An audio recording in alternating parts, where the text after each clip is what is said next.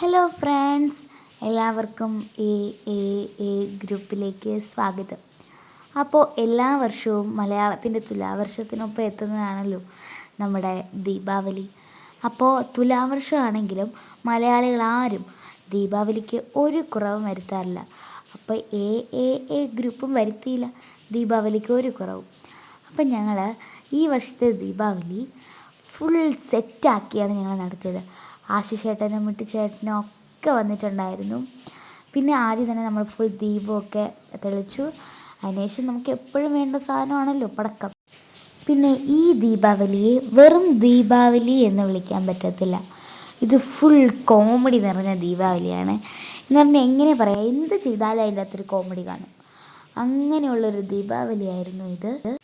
പിന്നെ എല്ലാ വർഷവും ദീപാവലി എന്ന് പറയുമ്പോൾ ഞങ്ങൾ നോർമലി പടക്കം വാങ്ങും, അങ്ങനെ എന്തെങ്കിലും സംഭവങ്ങളായിരിക്കും. പിന്നെ വല്ല ആണ്ടിലും അതായത് ഏതെങ്കിലും ഒരു വർഷമൊക്കെ ഞങ്ങളിങ്ങനെ ദീപവും കൂടെയൊക്കെ തെളിക്കും.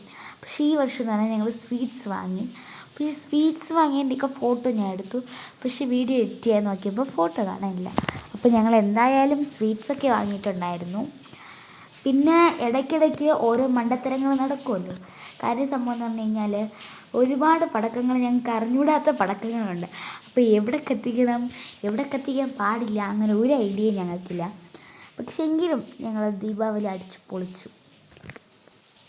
നമ്മുടെ ആലിയെ പേടിയില്ല നിൽക്കുന്ന, അതായത് കുറച്ചുകൂടെ എനർജറ്റിക് ആയിട്ട് നിൽക്കുന്ന ഒരു ദീപാവലി ഇത് തന്നെയായിരുന്നു.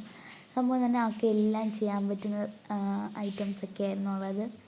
പിന്നെ നമ്മളെപ്പോഴും നമ്മുടെ ഏതൊരു സെലിബ്രേഷനും കൂടെ ഉള്ളതാണല്ലോ സെൽഫീസും ഫോട്ടോസും. അപ്പോൾ അതും ഉണ്ടായിരുന്നു. പിന്നെ നമ്മൾ യൂട്യൂബിൽ ഓൾറെഡി ഇട്ടിരുന്നൊരു മാലപ്പടക്കത്തിൻ്റെ ട്രെൻഡിങ് വീഡിയോ ഉണ്ടല്ലോ, അതാണ് ഞാൻ വിചാരിച്ചിട്ടേക്കാം എന്ന്. അപ്പോൾ കണ്ടോളൂ. അപ്പോൾ ഇന്നത്തെ വിശേഷങ്ങൾ ഇത്രയേ ഉള്ളൂ. ഹാപ്പി ദിവാലി. Bye by.